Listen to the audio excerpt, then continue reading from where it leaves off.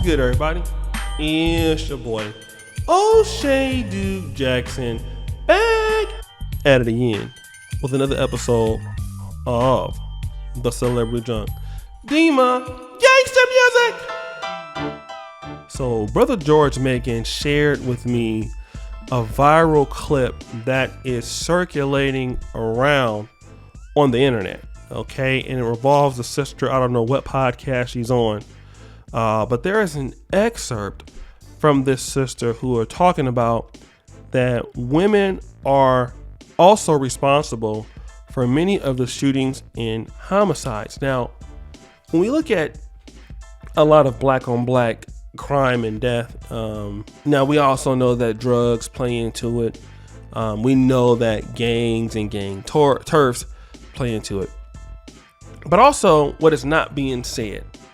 And let me just clarify this. These men make their own choices, and nobody makes them do anything. They do it on their own volition. However, what is influenced in many of these decisions, in my opinion, is that some women play a role into some of these beefs. Okay, and we know, for example, like there have been stories where you'll have a woman that was dealing with a guy.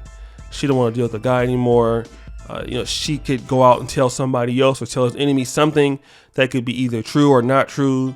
He was talking about you. He was talking about this and talking about that. And then gunshots, Steve! Next thing you know, it's a war.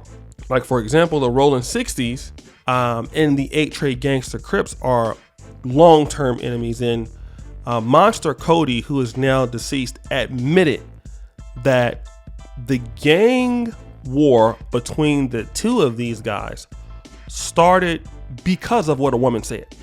Okay, now I want to play this clip so you guys hear what she's saying, and then we'll come back. You women sit on social media, you sit around, everybody killing everybody, but you never tell the truth that it's been 1,000 shootings and homicides trickle back down to you running your fucking mouth, or you calling somebody and exaggerating because you feel disrespected. Stop calling people. You get in an argument with somebody on the block, that's it, leave it there. You call your brother, now these niggas going through it the whole summer, and then somebody's child die about it. That's your fault. So you heard what she had to say. Now let me say this. I've never been in the street life. I've never been in anything like that, but we do know that women talk, women gossip, men talk also, men gossip, but we do know that, women do talk and, say things that can be true or untrue.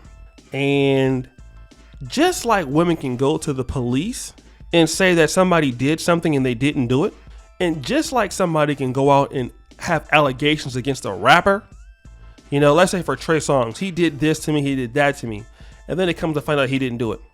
The problem is that when people start alleging you did things in the streets, you get killed.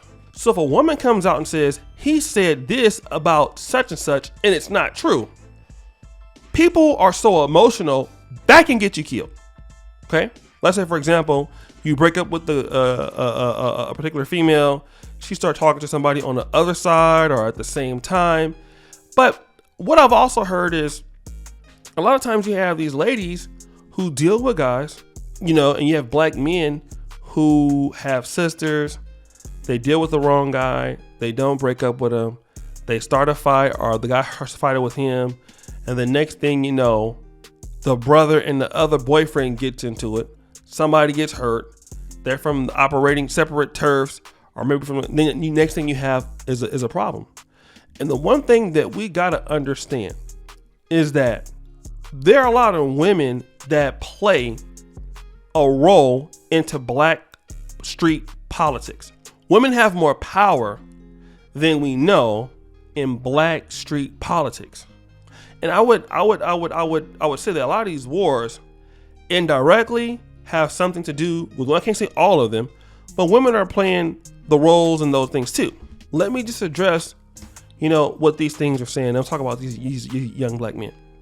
Many of these young black men who live in these neighborhoods, especially around a certain area, a lot of these guys don't have enough talent or enough money to go out of an area and deal with different women. So what typically happens is that you get a few chicks who deal with the same different dudes. All right, like it used to happen in Del Paso Heights. The world is not as open as it used to, like as it is now.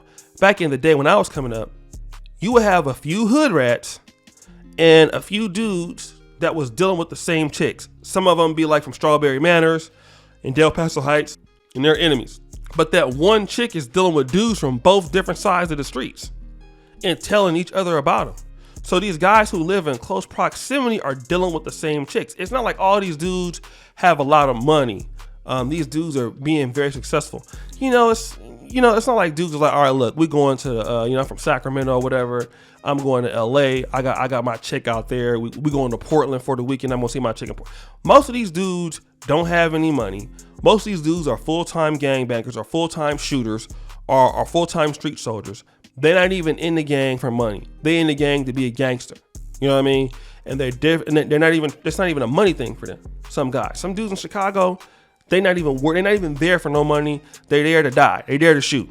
All right. So when and the women that they're dealing with are in a small concentrated area.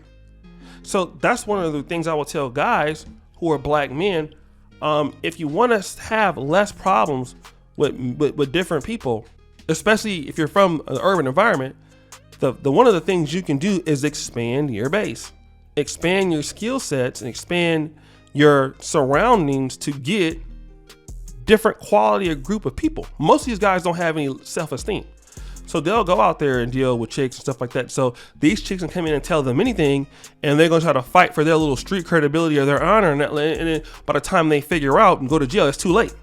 So a lot of these things are politically happening in these street politics. And again, I'm not the one solely blaming women, because these men and these young black men, and older black men too, they make their own choices. But when you put emotions, street credibility, and quick tempers, it's a bad situation. And almost every single time when these guys do this, the women, when these guys go to jail, they just do it over and over again. These guys, well, I mean, I knew one dude who had like one lady had like 3 babies by like 3 different Crips from her neighborhood. And one was from like an opposing neighborhood. Like, imagine how that feels. Like, you have a son. Your son lives in an opposite Crip territory.